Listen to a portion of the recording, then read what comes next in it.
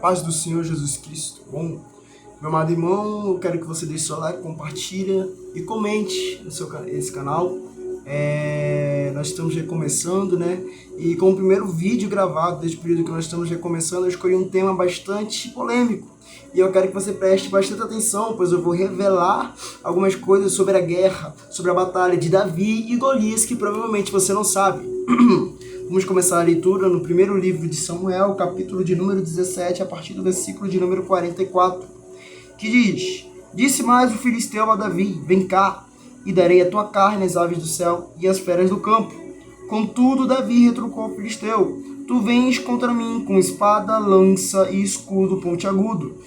Eu, no entanto, venho a ti em nome de Yahvé, o Senhor dos exércitos, o Deus de Israel, que desafiaste.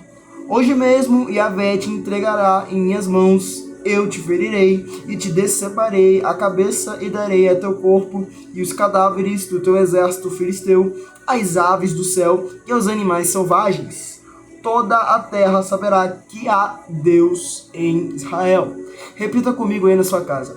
Toda a terra saberá que há Deus em Israel. Repita mais uma vez. Toda a terra saberá que há Deus em Israel. Bom, primeiramente, Davi, ele foi ungido em sua casa, só que depois de ser ungido em sua casa, ele não vai necessariamente para a guerra. Ele não vai diretamente para a guerra. O motivo dele ir para a guerra é que seu pai, Jessé, havia pedido para que Davi levasse alimento para os seus irmãos. E ao levar esses alimentos aos seus irmãos, ele leva em um saco, onde nesse saco, ao entregar esse alimento, ao entregar esse saco para os seus irmãos, ele é surpreendido com o gigante Golias subindo no alto monte e desafiando o povo de Israel e blasfemando contra Deus. Ponha isso na sua cabeça: desafiando o povo de Israel e blasfemando contra Deus. Entretanto, Davi, ele pergunta aos que estão próximos quem era aquele. Ele pergunta por que nenhum guerreiro se levantava e ia lutar. E o problema é que Golias era muito grande. As pessoas que estão em sua volta vão falar que seus desafios são grandes, vão falar que os seus problemas são grandes, vão falar que a sua dificuldade é impossível de ser derrotada, até porque aquele era o pensamento do povo na época. O pensamento do povo da época é que Golias e os gigantes eram descendentes de anjos aqui na terra, portanto eles seriam impossíveis de serem derrotados, eles seriam seres imortais, eles seriam seres com uma força descomunal. O problema é que Davi escuta essas coisas e, em vez de recuar, ele reconhece a força de seu rei, ele reconhece a força de seu Senhor, a força de seu Deus, e ele fala que ele vai para cima do gigante. Davi é levado à presença de Saul, e na presença de Saul, Saul lhe oferece a sua armadura, a sua espada e o seu escudo. O motivo disso é bem simples. Saul achava que por meio da força humana, por meio dos desafios humanos, seria possível derrotar Golias. Enquanto Davi, ele veste as armaduras, ele até pega a espada, até pega a lança, até pega o escudo, porém ele vê que aquilo é muito pesado, ele não consegue carregar. Sabe por quê? Davi não tinha escudo, Davi não tinha lança, Davi não tinha arco e flecha, não tinha espada, não tinha armadura quando enfrentou leão e urso. O rei Saul até fala, ele até duvida de Davi, só que Davi mostra o seu currículo. Os desafios que Deus coloca na sua vida até a chegada do gigante é para duas coisas. Primeiro, para te reforçar. E segundo, para que através do seu currículo você venha reconhecer que você não precisa das armaduras humanas. Você não precisa das armas humanas. Você não precisa das coisas humanas, das coisas materiais para guerrear contra o seu gigante. Portanto, Davi rejeita as armaduras e vai a um riacho. Riacho na Bíblia, rio, as águas, além de um papel de purificação, pelo menos 3 vezes na Bíblia, elas aparecem como algo para equiparar o seu grau de relacionamento com Deus. O primeiro margem que aparece, o primeiro rio que aparece é o Vale de Jaboque.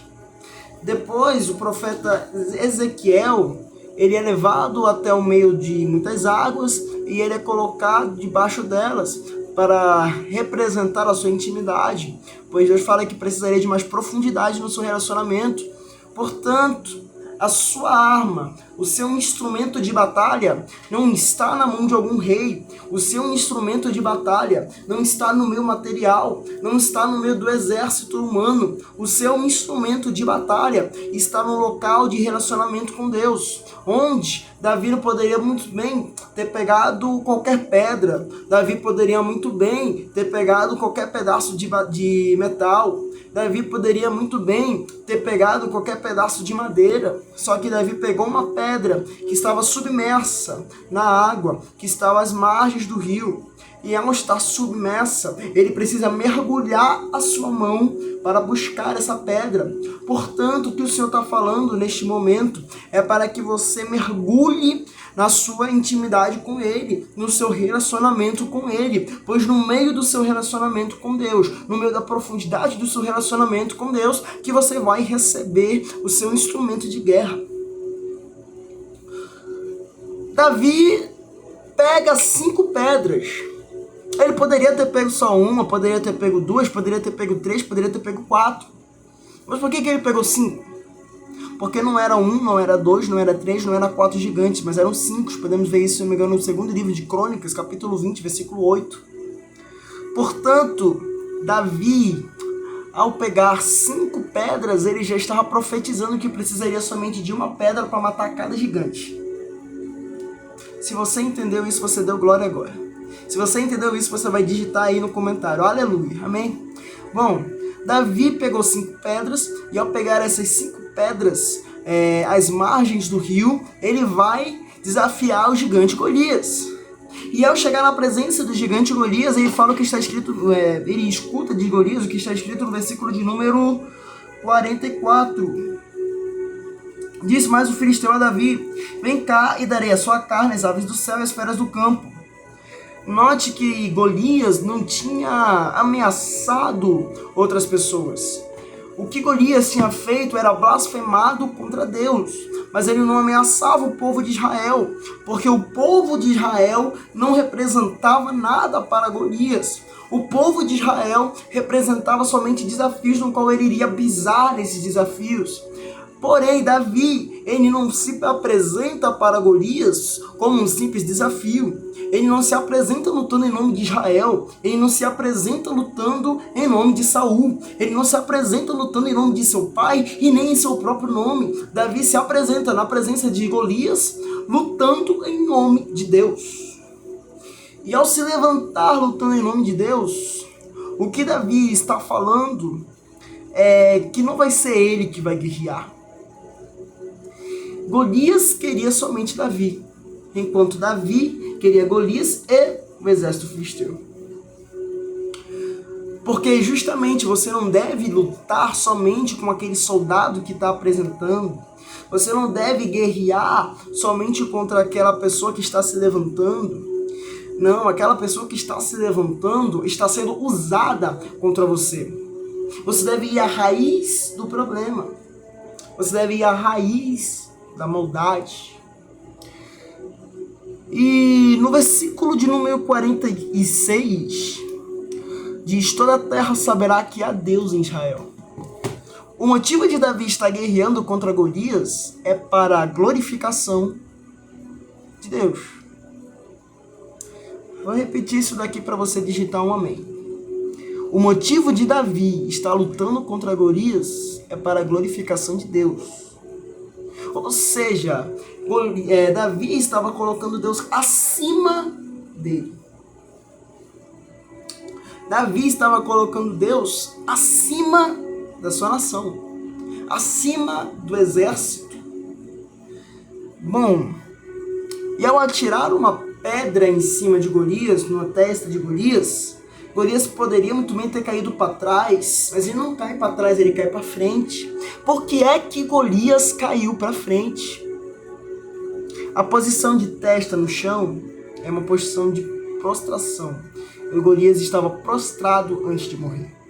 Porque todo aquele que blasfema contra Deus, antes da sua morte, vai ter que se prostrar.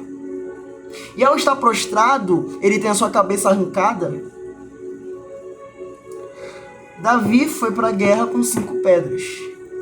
Com quantas pedras ele voltou na presença de Saul? 5. Por que ele voltou com 5? Porque a pedra estava cravada na cabeça de Golias. Um bom soldado de Deus não perde os seus instrumentos na batalha. Um bom soldado de Deus vai com 5, volta com 5.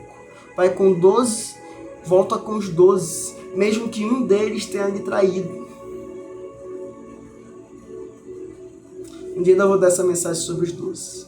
Mas enfim, Golias, ele morre, perde a sua cabeça e os seus irmãos ficam com medo, porque eles veem que um gigante caiu. E com isso, eles conduzem os filisteus a correrem, a fugirem. Só que não tem aquele povo de Israel, não tem aquele exército de Israel que estava com medo, que achava que os gigantes eram descendentes de anjos, que achava que os gigantes eram imortais. Esse mesmo exército persegue gigantes. Sabe por que você está tendo tanta guerra? Sabe por que o seu gigante, o seu problema é tão grande? Porque você serve de inspiração para uma geração toda que está assistindo a sua guerra. Por isso você não pode parar. Por isso que você não deve parar, não deve desistir. Persista na oração, persista no jejum, persista nos propósitos, para que você receba promessa. Para que você guerreie essa guerra e vença. Em nome de Jesus, deixe seu like, compartilhe. Até o próximo vídeo. Por favor, comenta aí. Glória a Deus. Até o próximo vídeo.